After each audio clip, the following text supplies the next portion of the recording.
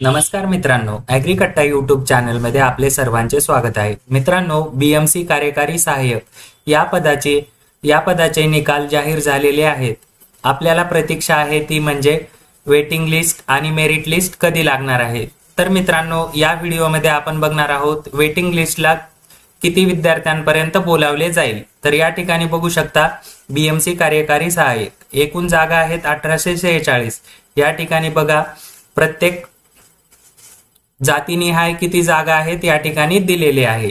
एकूण जागा 1846। तर या ठिकाणी बघा जर एका जागेसाठी 3 विद्यार्थी बोलवले तर कशा पद्धतीने बोलवले जातील या ठिकाणी आपल्याला दिलेला आहे। अजासाठी 142 जागा आहेत, तर प्रत्येक जागेसाठी 3 विद्यार्थी बोलवले तर 426 विद्यार्थ्यांना बोलावले जाईल।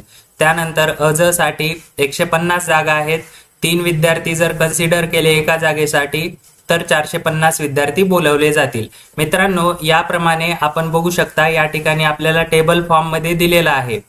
प्रत्येक जातीनिहाय आपल्याला या ठिकाणी किती विद्यार्थी बोलवले जातील। जर त्यांनी 3 विद्यार्थी एका जागेसाठी बोलवले तर एकूण 1846 पदांसाठी 3 विद्यार्थी प्रत्येक जागेसाठी यानुसार एकूण 5538 विद्यार्थी बोलवले जातील। जर त्यांनी 3 विद्यार्थी कन्सिडर केले तर या पद्धतीने आपण संपूर्ण टेबल बघू शकता।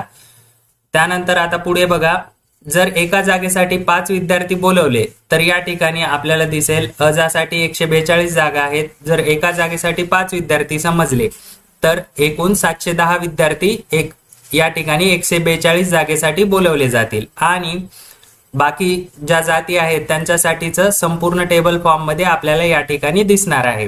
तर आता आपण एकूण पदे बघूया। 1846 पदे आहेत आणि एका जागेसाठी 5 विद्यार्थी बोलवले तर एकूण 9230 विद्यार्थी या ठिकाणी डॉक्युमेंट व्हेरिफिकेशन साठी किंवा वेटिंग लिस्ट साठी कन्सिडर केल्या जातील। मित्रांनो, असेच माहितीपूर्ण व्हिडिओ बघण्यासाठी ॲग्रीकट्टा यूट्यूब चॅनल सबस्क्राइब करून ठेवा आणि आपल्याला जर ही पीडीएफ हवी असेल तर ती आपल्या टेलिग्राम चॅनलवर मिळणार आहे। डिस्क्रिप्शन बॉक्स मध्ये टेलिग्राम चॅनलची लिंक दिलेली आहे, त्या ठिकाणी जाऊन आपण टेलिग्राम चॅनल जॉईन केले की आपल्याला ही पीडीएफ डाउनलोड करता येणार आहे। मित्रांनो, असेच माहितीपूर्ण अपडेट या ठिकाणी मिळत असतात, त्यामुळे टेलिग्राम चॅनल तसेच यूट्यूब चॅनल जॉईन करून ठेवा। धन्यवाद।